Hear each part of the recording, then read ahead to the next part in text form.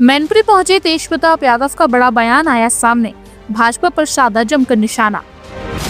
दरअसल नवनिर्वाचित विधायक तेज प्रताप यादव सपा कार्यालय पहुंचे। यहां उन्होंने बीजेपी पर जमकर निशाना साधा। मीडिया से रूबरू होते हुए नवनिर्वाचित विधायक तेज प्रताप यादव ने कहा कि भाजपा पुराने ढर्रे पर उतर आई है और चुनाव को लेकर हिंदू मुस्लिम में दंगे करा रही है। वहीं चुनाव के समय करहल में हुई दलित लड़की की हत्या पर विधायक तेज प्रताप यादव ने भाजपा को जिम्मेदार ठहराया और कहा कि बीजेपी दोषियों को बचाने का काम कर रही है। समाजवादी पार्टी कार्यकर्ता का दोषियों से कोई वास्ता नहीं है, भाजपा के कार्यकर्ता ही उसे सम्मानित कर रहे हैं। ऐसे फोटो भी कई वायरल हुए हैं। दलित लड़की की हत्या के दोषियों पर समाजवादी पार्टी कड़ी से कड़ी कार्रवाई की मांग कर रही है। उन्होंने भाजपा पर निशाना साधते हुए आगे कहा कि भाजपा कैमरे के सामने संविधान को मनाती है, कैमरे हटने के बाद संविधान को तार तार करती है। तेज प्रताप यादव ने कम अंतर से अपनी जीत के लिए भाजपा को भी जिम्मेदार ठहराया है और भाजपा पर कई गंभीर आरोप लगाए हैं। वहीं बीजेपी पर निशाना साधते हुए और क्या कुछ बोलते नजर आए नवनिर्वाचित विधायक तेज प्रताप यादव, आइए हम आपको इस खबर के जरिए सुनवाते हैं। भाजपा जो है वो संविधान केवल कैमरे के सामने मानती है संविधान को, और कैमरे के जब खड़े आते हैं उसके बाद में संविधान को किस तरीके से तार-तार उन्होंने किया, ये आरक्षण को खत्म करने की बात करते हैं, संविधान के कई सारे क्लॉजेस को ये चेंज करने की बात करते हैं। तो ये जो है इनका बाबा साहब में कभी इनका जो है इनका विश्वास नहीं रहा।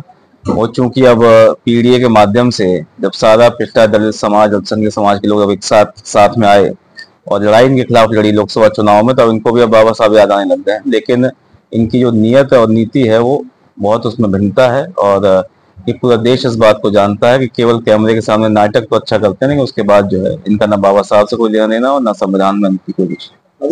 आकलन किया आपने, करहल में आपकी जीत का मार्जिन इतना कम हुआ? आकलन हो गया, पूरा सारा आकलन हुआ। सरकार ने जो पोलिंग डंप कराई पुलिस के माध्यम से, उसकी सूची भी आप लोगों को हम लोग उपलब्ध करा देंगे। और जहां लोगों को वोट डालने से रोका गया और बड़े पैमाने पे शराब बांटी गई, पैसा बांटा गया, जिसका कहीं कोई चुनाव आयोग ने कोई संज्ञान नहीं लिया। और जिस तरीके से भाजपा के गुंडे चुनाव के दिन पोलिंग डंप करते रहे, 15-15 गाड़ियां लेके घूमते रहे बिना किसी पास और बिना किसी अथॉरिटी के, तो ये सब कारण रहे। बाकी जो भी कोई कमी होगी उस पर हम लोग विचार करेंगे पार्टी के साथ बैठकर, और उन्हें जो है 27 के चुनाव की तैयारी हम लोगों ने अभी से शुरू कर दी। क्योंकि आप लखनऊ सदन के आपके सदस्य हुए, जनता ने चुना है, तो क्या सदन में इस तरीके के मुद्दों को उठाएंगे? अब सदन पहुंचने दीजिए, शपथ होने दीजिए, फिर जब मुद्दे आएंगे उसको उठाएंगे। अभी जो है जगत कश्यप भी यहाँ मैनपुरी में समीक्षा की है, विकास कार्यों की समीक्षा की है, उन्होंने बताया कि मैनपुरी अव्वल नंबर पर आ रही है।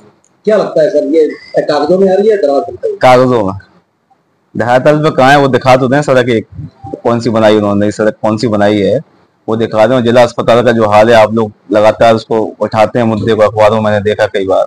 जिला अस्पताल का जो हाल है वो आपके सामने है। सड़कों का जो हाल है, रिपेयर नहीं सड़कें हो पा रही हैं। नई तो बात की बात है, जो बनी हुई सड़कें थी समाजवादी पार्टी की, उसको भी लोग रिपेयर नहीं कर पा रहे हैं, और कागजों में ही केवल इनका विकास चल रहा है। और अगर मंत्री जी आपको दोबारा मिले तो आप उनसे निवेदन कर लीजिए कि एक नई सड़क पे आप ले चलें उन्हें, जो उन्होंने बनाई।